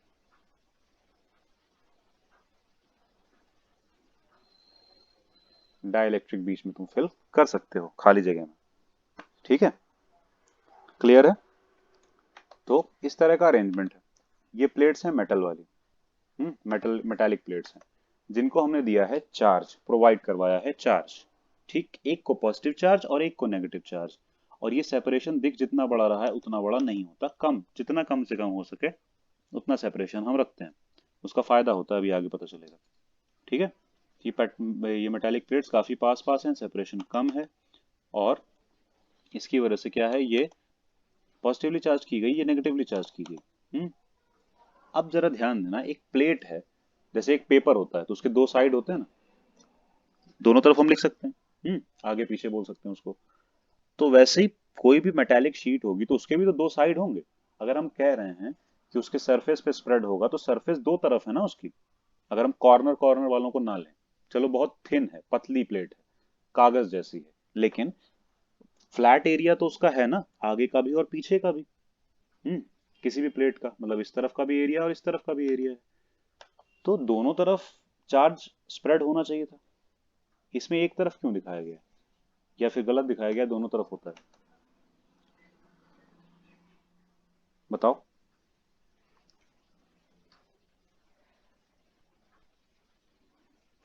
पता है किसी को? एक्चुअली दोनों तरफ होता है। हम्म इस केस में लेकिन नहीं होगा, और ये भी बताएंगे क्यों। नॉर्मली अगर एक प्लेट होती है ना, सिर्फ यहाँ पे एक प्लेट हम ले लें, तो जब उस पर पॉजिटिव चार्ज या नेगेटिव चार्ज जो भी तुमने दिया है सब स्प्रेड होगा, तो पीछे की तरफ भी हुआ होगा। यहाँ से भले नहीं दिख रहा है हमको, ठीक, पीछे की तरफ भी हुआ होगा। यानी कि ये अगर हम उसका पीछे का हिस्सा बनाए, ऐसे ऐसे नहीं बनेगा, ठीक है, तो पीछे की तरफ भी चार्ज स्प्रेड हुआ होगा, आधा आधा करके, हाफ हाफ। ठीक है, यानी कि अगर टोटल क्यू चार्ज तुमने इसको प्रोवाइड किया है, तो Q/2 यहाँ आना चाहिए और Q/2 इधर आना चाहिए, दोनों तरफ। लेकिन ये जो दूसरी प्लेट है जिसको तुमने नेगेटिवली चार्ज किया है, इसके पास लाने की वजह से फिर वही चीज, जैसे हमने उसमें बोला था ना, कि कंडक्टर में पॉजिटिव चार्ज और नेगेटिव चार्ज एक एक जगह पे आ जाएंगे, मतलब आस पास आ जाएंगे। तो ये इधर का पॉजिटिव चार्ज यहाँ टिक ही नहीं पाएगा। क्यों? क्योंकि उसको यहाँ नेगेटिव मिल रहा है। तो भले वो जंप करके नहीं जा सकता, लेकिन अपनी प्लेट पे ही तो ट्रैवल करके यहाँ पहुंच सकता है ना। तो इधर स्प्रेड हो जाएगा वो, यहाँ से सारा का सारा पॉजिटिव चार्ज हट के सारा पॉजिटिव चार्ज प्लेट के एक पर्टिकुलर एरिया में ही आ जाएगा, एक तरफ आ जाएगा। इसमें भी यही चीज है कि पॉजिटिव चार्ज यहाँ पे है, अगर इधर नेगेटिव चार्ज स्प्रेड रहता तो ये तो इससे दूर है, जबकि ये अट्रैक्ट करेगा, तो भले ये जंप करके यहाँ नहीं जा सकता, लेकिन कम से कम अपनी प्लेट पे तो ट्रैवल करके इधर आ सकता है ना। तो इस वाले रीजन में आ जाएगा, यानी कि टोटल चार्ज यहाँ पे माइनस क्यू और यहाँ पे प्लस क्यू आ चुका होगा, कोई इधर क्यू बाई टू वगैरह कुछ नहीं, यानी कि यहाँ चार्ज जीरो, यहाँ भी चार्ज जीरो। समझ में आई बात? ठीक है। अब देखो, इसकी वजह से एक और चीज हो जाएगी। क्या? ध्यान से देखना, यहाँ तीन रीजन है, तीन तरह के प्लेसेस हैं। एक ये वाला रीजन, एक ये वाला रीजन और एक ये वाला रीजन, है ना। तीन रीजन है। किस बेसिस पे? यानी कि एक है प्लेट के एक तरफ का रीजन पूरा, एक एक है दोनों प्लेट्स के बीच का रीजन, बीच वाली जगह जो है, और एक है दूसरी प्लेट के दूसरी साइड का रीजन, ये वाला रीजन। ठीक। हम तीनों जगह इलेक्ट्रिक फील्ड देखने की कोशिश करते हैं। हम्म। देखना, ये दोनों बहुत पास पास हैं, हमने पहले ही बताया, ये कोई बहुत दूर दूर नहीं है, ये जितना दिख रहा है ना सेपरेशन उतना होता नहीं है, ये प्लेट बिल्कुल पास है। तो अगर हम इस रीजन में इलेक्ट्रिक फील्ड देखें इस पॉइंट पे, तो होगा क्या? तुम लोग बताओ। ये प्लस क्यू चार्ज है, ये माइनस क्यू चार्ज है, पूरा इस पे स्प्रेड है। तो पहली बात तो ये, शीट पे स्प्रेड चार्ज कभी भी डिस्टेंस पे डिपेंडेंट नहीं होता था। याद है सबको? E is equal to sigma by epsilon nought आता था, याद है? टोटल दोनों तरफ अगर निकल रहा है तो, यानी कि एक पॉजिटिव प्लेट है, वो उधर भी फील्ड एमिट कर रही है और इधर भी फील्ड एमिट कर रही है, तो दोनों तरफ का, एक तरफ का sigma by two epsilon not और एक तरफ का sigma by two epsilon not, और टोटल ऐड करके सिग्मा बाई एप्सिलॉन नॉट। ठीक। और यहाँ पे यही चीज होगी, डिस्टेंस पे तो डिपेंडेंट है नहीं, तो ये इस पॉइंट को, इससे कोई मतलब नहीं है कि इस प्लेट से पास है और इस प्लेट से दूर है, इलेक्ट्रिक फील्ड तो बराबर ही बनेगी। क्यों? क्योंकि इलेक्ट्रिक फील्ड डिपेंडेंट है चार्ज डेंसिटी पे, क्योंकि फ्लैट शीट का है ना, एप्सिलॉन नॉट तो वैसे ही नहीं बदल रहा है, और चार्ज डेंसिटी पे डिपेंडेंट है, और चार्ज डेंसिटी किस पे डिपेंडेंट होती है? चार्ज पे और एरिया पे, और दोनों प्लेट का एरिया सेम लिया गया है, area of the plates is a, same area of plate है, तो फिर चार्ज भी सेम दिया गया है, एक पे प्लस क्यू एक पे माइनस क्यू, तो चार्ज डेंसिटी का साइन भले अलग अलग होगा, लेकिन चार्ज डेंसिटी होगी तो अमाउंट में एक जैसी ना, तो इलेक्ट्रिक फील्ड भी सेम ही आएगी, यानी कि एक की electric field outward positive plate की वजह से, और नेगेटिव प्लेट की वजह से फील्ड इनवर्ड, और इक्वल अमाउंट में दोनों ई, तो हो जाएगी कैंसल, नो इलेक्ट्रिक फील्ड। मतलब ये वाले रीजन में कहीं पे भी कोई पॉइंट सेलेक्ट कर लो, इलेक्ट्रिक फील्ड आएगी जीरो। इस वाले रीजन का भी वही हाल है। क्यों? देखो, इस वाले रीजन पे भी कोई पॉइंट सेलेक्ट करो, इस वाली प्लेट की वजह से क्या होगा?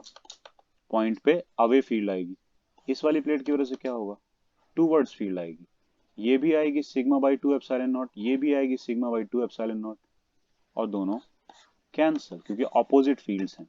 इक्वल भी आ गई, ऑपोजिट भी आ गई, तो एक दूसरे को कर देंगे कैंसल, और आएगा E is equal to zero. समझ में आया सबको?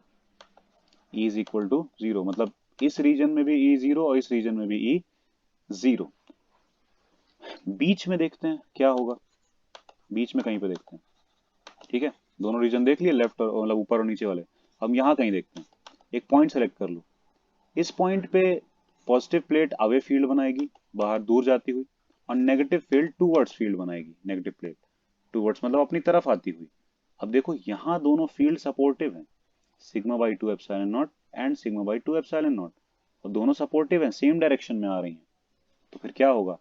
ऐड हो जाएंगी। तो E is equal to sigma by two epsilon nought plus sigma by two epsilon nought, minus नहीं होगा क्योंकि डायरेक्शन ऑपोजिट थोड़ी ना, सेम है, तो सिग्मा बाई एप्सिलॉन नॉट बच जाएगा, क्योंकि two sigma by two epsilon nought आएगा, टू टू कैंसिल हो जाएगा और सिग्मा बाई एप्सिलॉन नॉट बचेगा। इसका मतलब एक रिजल्टेंट इलेक्ट्रिक फील्ड इस डायरेक्शन में आएगी, और इसीलिए दिखाई भी जा रही है, देखो, टॉप टू बॉटम। और ये उसकी वैल्यू कितनी होगी, सिग्मा बाई एप्सिलॉन नॉट के बराबर। तो सिग्मा क्या है, जितनी चार्ज डेंसिटी इस प्लेट की है, जितनी चार्ज डेंसिटी इस प्लेट की है, बस इसकी पॉजिटिव में है उतनी उसकी नेगेटिव में है। एप्सिलॉन नॉट से सब वाकिफ है, परमिटिविटी ऑफ फ्री स्पेस होता है और कुछ है नहीं। सबको क्लियर हुआ या कहीं कुछ डाउट है तो बता सकते हो। क्लियर है? Priyanshu, Tushar, Harsh? Yes sir. Yes sir. ठीक है, तो आउटर रीजन्स में इलेक्ट्रिक फील्ड आ रही है जीरो, क्योंकि ऑपोजिट डायरेक्शन में सेम अमाउंट होता है तो कैंसिल हो जाएगा माइनस होके, और अगर सेम डायरेक्शन में सेम अमाउंट होगा तो ऐड हो जाएगा। तो sigma by two epsilon nought plus sigma by two epsilon nought मतलब 2 sigma by two epsilon nought, two two cancel, sigma by epsilon nought बचा। क्लियर? तो इलेक्ट्रिक फील्ड बची इतनी, और वही हम सिग्मा को फिर से चार्ज पर यूनिट एरिया लिखना चाहें तो लिख सकते हैं, तो इसीलिए सिग्मा को क्यू बाई ए लिख दिया, तो इलेक्ट्रिक फील्ड का एक और फॉर्मूला बन गया। इसका मतलब हमने पैरेलल प्लेट कैपेसिटर के बीच वाले रीजन में between the plates electric field की वैल्यू कैलकुलेट कर ली, दोनों फॉर्म में, सिग्मा के फॉर्म में भी और क्यू के फॉर्म में भी। क्लियर है? किसी कुछ डाउट? ए इसका प्लेट एरिया है, प्लेट का जितना एरिया होगा। ठीक, आगे चलें अब। देखो, पीछे जो हमने ये बात की थी, दो सरफेसेस ली गई थी, इक्विपोटेंशियल सरफेस थी, याद होगा, एक से दूसरे पे हम चार्ज लेके जा रहे थे और वहां पे इलेक्ट्रिक फील्ड और पोटेंशियल के डिफरेंस में हमने निकाला था रिलेशन। तो याद है वो क्या था, E is equal to minus del V by del L था वो। ठीक, और यहीं से इलेक्ट्रिक फील्ड की एक और यूनिट भी आई थी, जो हमने शायद उस समय हम बताना पता नहीं भूल गए हूं। क्या यूनिट थी वो? डेल वी वोल्ट में होगा और डेल एल मीटर में होगा, तो वोल्ट पर मीटर, ये इलेक्ट्रिक फील्ड की एक और यूनिट है, वोल्ट पर मीटर। इसको तो हम ऐसे भी लिख सकते हैं, वोल्ट मीटर इनवर्स। ठीक, दूसरी बात, एक रिलेशन मिल गया था, है ना, कि अगर चार्ज एक पॉइंट से दूसरे पॉइंट इलेक्ट्रिक फील्ड की डायरेक्शन में या ऑपोजिट डायरेक्शन में जा रहा है तो क्या होगा, है ना, तो ऐसा कुछ होगा, ये रिलेशन आ जाएगा। इलेक्ट्रिक फील्ड अगर ये है, पोटेंशियल का डिफरेंस ये है, और चार्ज इतना ट्रैवल कर रहा है डेल एल। अब बताओ, यहां पे भी वैसा ही सिनेरियो नहीं है, दो प्लेट्स हैं, और अगर हम कहें कि ये पॉजिटिवली चार्ज हुआ कैसे, या फिर जो भी है, ये इलेक्ट्रॉन यहां से उठ के इधर जा रहे हैं, या फिर हम कहें कि पॉजिटिव चार्ज यहां से उठ के इधर जा रहा है, अगर, तो होगा क्या, पोटेंशियल का डिफरेंस यानी कि V इज इक्वल टू दोनों एरिया के बीच का गैप, प्लेट के बीच का गैप, यानी कि D, है ना, यानी कि E is equal to V by D आने लगेगा। Electric field is equal to potential difference, V मतलब पोटेंशियल डिफरेंस है, V1 माइनस V2 समझ लो उसको। ठीक, इन दोनों के बीच का पोटेंशियल डिफरेंस, तो V is equal to E into D हो जाएगा। D क्या है, सेपरेशन बिटवीन टू प्लेट्स, क्योंकि यहीं से यहीं तक तो हमको जाना है ना, एक से दूसरे पे ट्रैवल करना है, तो यही तो वहां पे डेल एल था, और यही वहां यहाँ पे D है, सेम है बिल्कुल, तो इसीलिए डेल एल को हमने D से रिप्लेस किया और हमने डेल V को V से रिप्लेस किया, तो इसीलिए इलेक्ट्रिक फील्ड की value V by D I. तो V की वैल्यू क्या आई, पोटेंशियल डिफरेंस कैसे आएगा, E इंटू डी करके, एज सिंपल एज दैट। इसीलिए V आ जाएगा E इंटू डी करके, और E की वैल्यू हम निकाल चुके हैं, Q के फॉर्म में भी और सिग्मा के फॉर्म में भी, तो वो हम रख देंगे। E की वैल्यू क्या रखी, Q by epsilon not A, तो Q by epsilon not A ये वैल्यू E की हो गई, इंटू डी था तो इंटू डी कर दिया, आ गया 1 upon epsilon not Q D by A, ये भी याद रख सकते हो, या फिर sigma D upon epsilon not भी याद रख सकते हो, क्योंकि क्यू बाई ए को क्या लिख सकते हैं, सिग्मा, ऊपर डी है तो डी लिख दिया, और नीचे एप्सिलॉन नॉट है तो एप्सिलॉन नॉट लिख दिया, तो इसको sigma D by epsilon not भी याद रख सकते हो। ये फॉर्मूला हो गया एक और। ठीक, V का। अब हमारे पास जब V आ चुका है, Q तो हमारे पास पहले से था ही, तो हम C तो निकाल ही लेंगे। C is equal to Q by V होता है ना। आया समझ में? V आ चुका है यहाँ से E इंटू डी करके, तो हम कैपेसिटेंस निकाल लेंगे इस पैरेलल प्लेट कैपेसिटर का। Q बाई V कर दो, तो Q बाई V मतलब कि ये पूरा, तो डिवाइड बाई ये करेंगे तो नीचे आएगा QD और एप्सिलॉन नॉट A ऊपर चला जाएगा, तो Q से Q कैंसिल, क्या बचा? Epsilon not A upon D बचा। सिर्फ न्यूमरेटर में बचा एप्सिलॉन नॉट A और नीचे बचा D। D separation between plates है। आया सबको समझ में? कहाँ से आ गया? तो यानी कि हमारे सारे पैरामीटर्स आ गए एक पैरेलल प्लेट कैपेसिटर के लिए। सब कुछ निकाल लिया हम लोगों ने। ठीक। वो अलग बात है, आगे यहाँ देखेंगे कि कैपेसिटर की जो फैराड यूनिट होती है वो काफ़ी बड़ी होती है, यही यहाँ पे दिखाया गया है। तो हम ज़्यादातर माइक्रो फैराड यूज़ करते हैं। इसको कैलकुलेशन को अभी करने की तुम लोग को ज़रूरत नहीं पड़ेगी, ये बस इसीलिए दिखाई गई है ताकि तुम लोग समझ पाओ कि माइक्रो फैराड ज़्यादा यूजेबल यूनिट है कैपेसिटेंस की, ना कि फैराड। फैराड बहुत बड़ी यूनिट है, जैसे कूलॉम भी बहुत बड़ी यूनिट है चार्ज के लिए। एक कूलॉम बहुत ज़्यादा चार्ज होता है, तो इसीलिए हम माइक्रो कूलॉम ही यूज़ करते हैं मैक्सिमम। ज़्यादा से ज़्यादा मिली कूलॉम तक जाते हैं। ठीक, कूलॉम तक तो पहुंचते ही नहीं है। वैसे ही कैपेसिटेंस में भी फैराड बहुत बड़ा, मतलब बहुत बड़े कैपेसिटर का कैपेसिटेंस 1 फैराड होता होगा। ठीक है, इसीलिए हम माइक्रो में फैराड यूज करते हैं, यानी कि 10⁻⁻⁶ लगा के यूज करते हैं। ठीक, छोटा। ठीक, छोटा लग रहा है, मतलब वो भी काफी ज्यादा होता है, यही बात है। तो इस कैलकुलेशन की कोई खास जरूरत तुम लोगों को है नहीं। क्लियर? और दूसरी बात इसके आगे वाले में भी, क्योंकि अभी फालतू में ये चीजें हम अगर तुम्हें एक्सप्लेन करेंगे कंफ्यूज होगे, फायदा कुछ खास है नहीं, इसलिए इसको अभी हम ज्यादा एक्सप्लेन नहीं कर रहे हैं इतने से पोर्शन को। हम सीधे बता रहे हैं कि अगर हम डाइलेक्ट्रिक इंसर्ट करवाते हैं तो क्या होगा, यानी कि ये इन्हीं की वैल्यूज में ऐसा क्या चेंज आ जाएगा अगर हम डाइलेक्ट्रिक बीच में डाल देते हैं।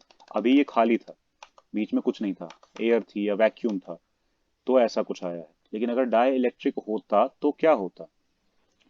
बहुत सिंपल चीज है, सीधी सी बात है। ये एप्सिलॉन नॉट पे ध्यान देने की जरूरत है। ये क्या होता था? Permittivity of free space. ठीक, फ्री स्पेस की परमिटिविटी। लेकिन जब यहाँ फ्री स्पेस होगा तब तो हम परमिटिविटी ऑफ फ्री स्पेस का यूज करें ना। मान लो यहाँ स्पेस फ्री है ही नहीं, हमने वुड रख दिया, तो अब वुड के अंदर के पार्टिकल ऐसे सेपरेट होंगे, ये सब चीजें होंगी, तो यहाँ पे तो हमको एप्सिलॉन वुड वाला रखना पड़ेगा ना। तो कि कोई भी परमिटिविटी इज इक्वल टू होती है epsilon not into relative permittivity. ये रिलेटिव परमिटिविटी होती है, यानी कि एप्सिलॉन आर को हम बोलते हैं relative permittivity. Clear? Epsilon R को बोलते हैं रिलेटिव परमिटिविटी, और एक्चुअली ये परमिटिविटी होती ही नहीं है, लेकिन क्योंकि उससे जुड़ी हुई होती है इसलिए इसका नाम परमिटिविटी है। ये परमिटिविटी है, ये भी परमिटिविटी है, लेकिन ये परमिटिविटी नहीं है, इसको बोलते हैं। क्योंकि देखो कैसे नहीं है, अगर यहां से हम एप्सिलॉन आर की वैल्यू निकालें तो क्या आएगी? एप्सिलॉन अपॉन एप्सिलॉन नॉट, ये नीचे चला जाएगा डिवाइड में। तो अगर हमने एप्सिलॉन को एप्सिलॉन से ही काट दिया तो यूनिट बचेगी कहाँ? जो हमने फर्स्ट चैप्टर में यूनिट निकाली थी इसकी, वो कहाँ बच जाएगी? कैंसिल हो जाएगी। तो जब यूनिट नहीं बची उसकी, तो ये कैसे परमिटिविटी होने लगा बिना यूनिट के? परमिटिविटी की तो यूनिट होनी चाहिए ना। इसीलिए एक्चुअली एप्सिलॉन आर कोई परमिटिविटी नहीं होती, एक्चुअली वो एक कांस्टेंट होता है।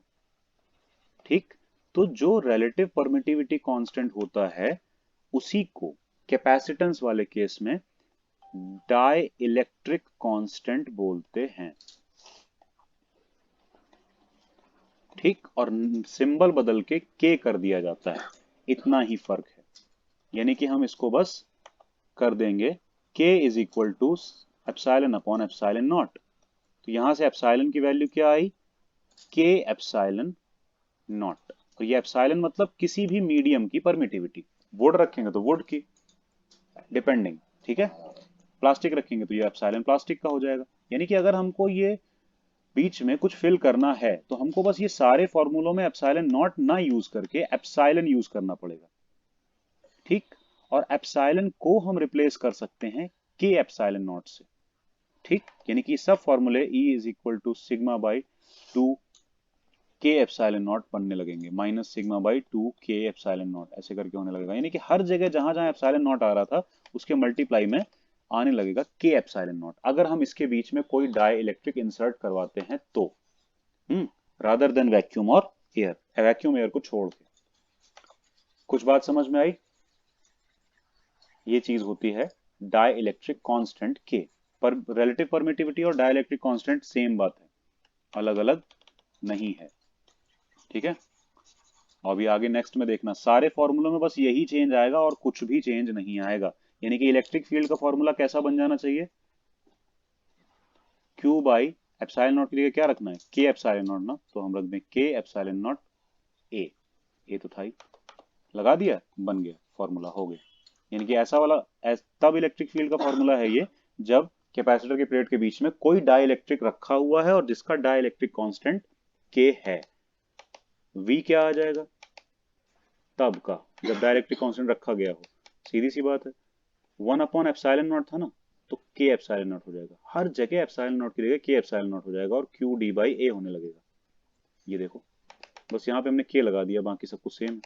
या फिर इस वाले को देखो तो ऐसे कह सकते हैं सिग्मा डी बाई के एप्सिलॉन नॉट, हर जगह एप्सिलॉन नॉट की जगह के एप्सिलॉन नॉट, और के क्या है, डाइलेक्ट्रिक कांस्टेंट जो उसका दिया होता है। ठीक, सी निकालना है तो सी भी ऐसे ही, कैसे आएगा, C is equal to epsilon not ऊपर है तो वहां ऊपर ही हो जाएगा के epsilon not A by D, A by D तो पहले से था, तो सी इज इक्वल टू हो गया के epsilon not A by D. सारे फॉर्मूलों में बस यही चेंज आएगा और कुछ भी चेंज नहीं होगा। सबको बात समझ में आ रही है? इतना ही है बस। अभी देखो आगे दिखा रहे हैं तुम लोगों को।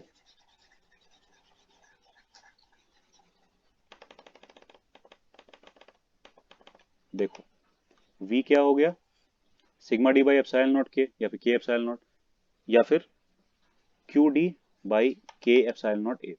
C क्या हो गया, C था epsilon not A by D, के मल्टीप्लाई हो गया ना एप्सिलॉन नॉट में, के epsilon not A by D हो गया। उसी तरह E का नहीं दिखाया, E का भी हो जाएगा, दिखाया नहीं गया, E का भी ऐसा ही है कि E हो जाएगा के एप्सिलॉन, मतलब E के नीचे है ना, तो जो भी चीज आई थी उसमें वही चीज आ जाएगी। देखो E आया था Q बाई एप्सिलॉन नॉट ए, तो हो जाएगा Q बाई के एप्सिलॉन नॉट ए, बस एग्जैक्टली सेम, बाकी कुछ भी चेंज नहीं आएगा। समझ में आई बात? और जब हम पुराने कैपेसिटेंस को अगर उसको C नॉट मानते हैं, बिना डाइलेक्ट्रिक वाला, और ये C है मान लो डाइलेक्ट्रिक वाला, तो के epsilon not A by D है। अगर हम C बाई C नॉट करें तो के epsilon not A upon D upon epsilon not A upon D, D से डी कैंसिल, ए से ए, एप्सिलॉन नॉट से एप्सिलॉन नॉट, तो के बचा सिर्फ। के की वैल्यू क्या आई, C बाई C नॉट, तो के का यहाँ से ये भी एक चीज आ रही है, C बाई C नॉट।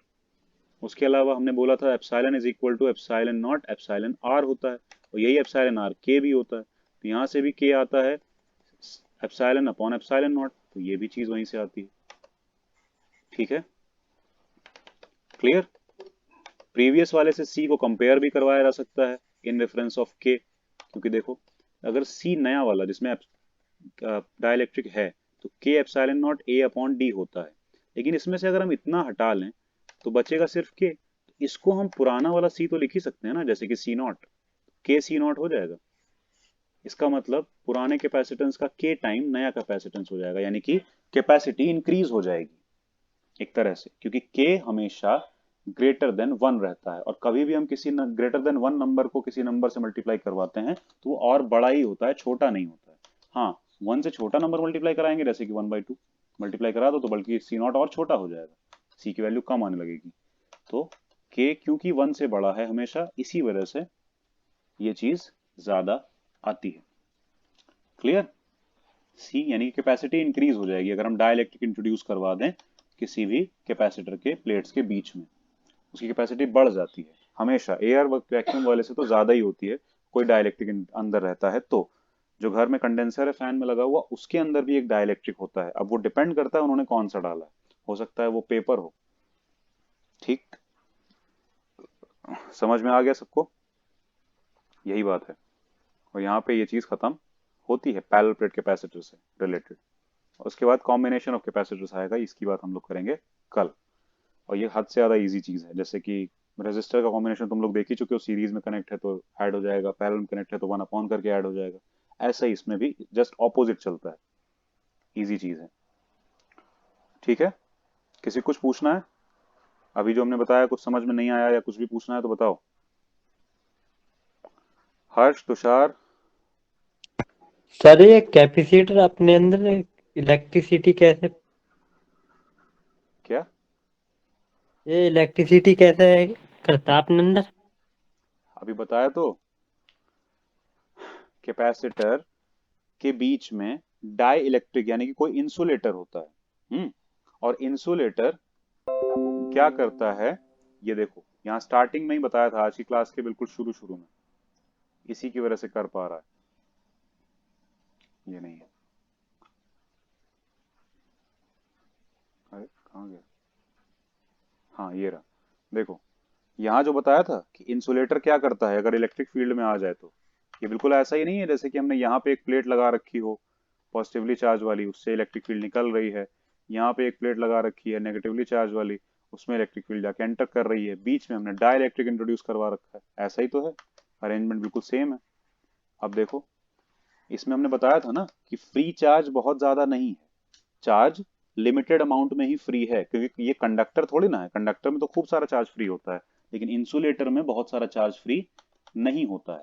तो इसीलिए अगर चार्ज ज्यादा फ्री नहीं है तो थोड़ा बहुत ही सेपरेट होगा। तो यहाँ सेपरेट हो गया चार्ज, तो चार्ज सेपरेट हो गया तो वो फील्ड भी बनाएगा, पॉजिटिव टू नेगेटिव फील्ड बनेगी नहीं। ये पॉजिटिव चार्ज यहाँ पे है, खुद ही सोचो यहाँ पॉजिटिव चार्ज रखा हो या नेगेटिव चार्ज रखा हो, पॉजिटिव टू नेगेटिव फील्ड नहीं बनेगी। तो बन गई फील्ड। उसको नाम दिया गया ई इन का, इंटरनल फील्ड या इनसाइड फील्ड। ठीक है, और वो बनी लेफ्ट वर्ड, इस केस में लेफ्ट साइड। ठीक, और जो आउटर एक्सटर्नल वाली फील्ड थी वो राइट साइड थी। तो टोटल फील्ड किस तरफ आएगी? राइट में वेक्टर बड़ा है, लेफ्ट में वेक्टर छोटा है, तो टोटल फील्ड राइट में आ जाएगी। एक वेक्टर ये है 5 यूनिट का, एक वेक्टर ये है 3 यूनिट का, क्योंकि ऑपोजिट है इसलिए ऐड करने पे भी हो तो जाएंगे सब्ट्रैक्ट, तो 5 - 3 हो जाएगा। 2 यूनिट का एक वेक्टर आएगा, लेकिन किस डायरेक्शन में? बड़े वाले वेक्टर की डायरेक्शन में इसका रिजल्टेंट आएगा 2 यूनिट का एक वेक्टर। ठीक है,